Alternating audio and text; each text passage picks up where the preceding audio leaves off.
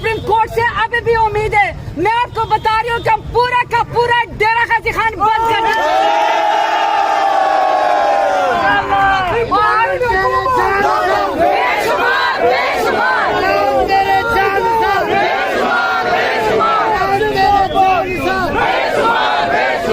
तेरे किरदार पर, तेरे किरदार पर।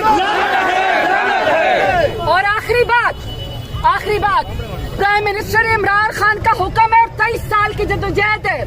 हमने कभी कानून को हाथ में नहीं लिया। हमने हमेशा गुंडागर्दी का मुकाबला किया है। हमने हमेशा शेयरिंग का मुकाबला किया है। हमने हमेशा जुल्म का मुकाबला किया है। लेकिन बर्दाश्त की भी एक हद होती है। अब बर्दाश्त